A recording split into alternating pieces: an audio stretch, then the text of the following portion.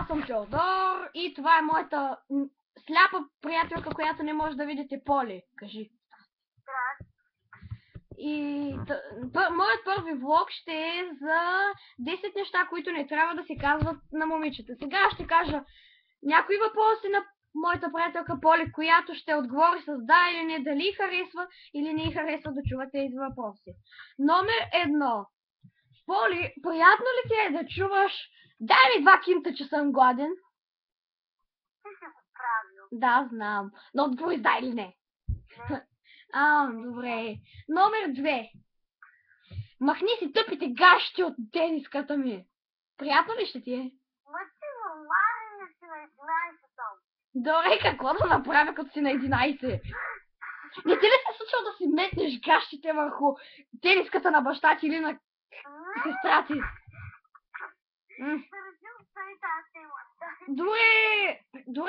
Добре, номер 3, защото... Добре, номер 2, защото номер 2 от начало. Приятно ли е някой да те попита, може ли телефонът ти да се обадя на майка ми? Приятно ли ще ти е? Честно казвам, не е чак толкова притеснително, ако не ми откриваш телефона и не пускаш всякакви SMS до САЩ. Също и приятно ли ти е да...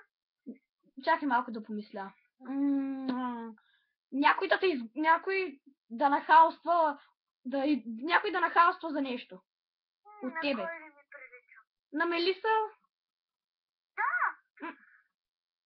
Внимавайте, ако види това, че няма да О, не ми пука за Мелиса. В Даскало постоянно я дразня. Искам да ти задам един въпрос. Добре, задавай. Сега тя ще ми зададе. Мега скъп. Какво?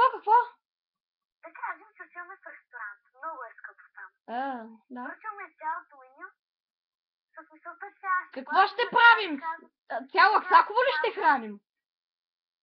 Чакай, и накрая ще казвам, да забравя съм ти предстоила, ти ще го платиш. Как ще? Да кажем, че ще кажа, цитирам, моля извини ме, отивам до туалетната, затварям вратата и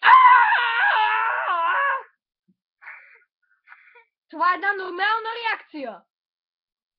Аз ще измъкнам като си в туалетната. Да, между другото не се замислих, ако има прозорче в туалетната, мога да се измъкна през него и да те зарежа в ресторанта. Да. Само иска в ресторантите представиш подбини. Добре. Върши работата и някой през прозореца ти зяпа.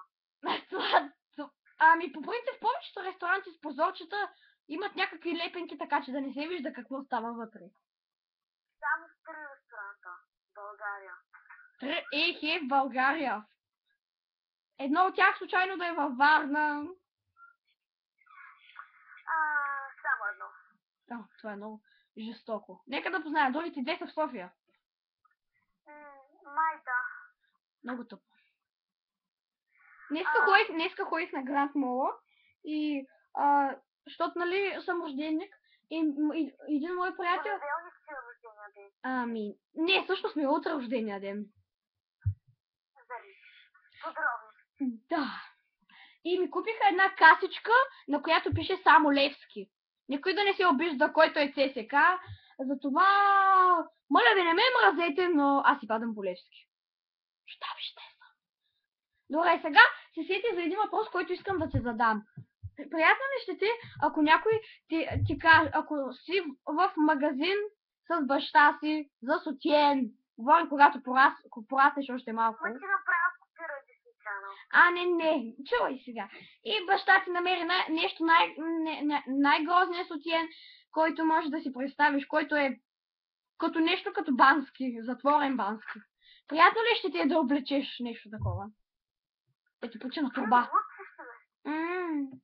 Да, ясно. Аз говоря за частта с баща ми. Имаш предвид за неудобната част. Сега майка ти ходи да ти пазарува белото. Не, аз сам си го пазарувам. И сигурно и ти си пазаруваш сама белото. Пускате навсякъде. Да, наистина вече... Не.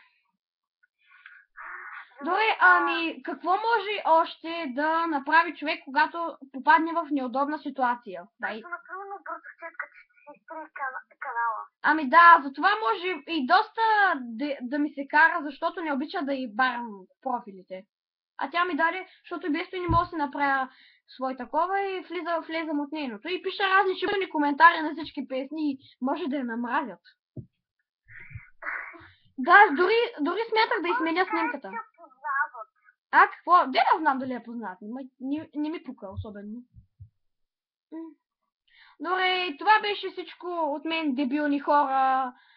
Това беше най-шибаният клип, който съм виждал и довиждане от мен.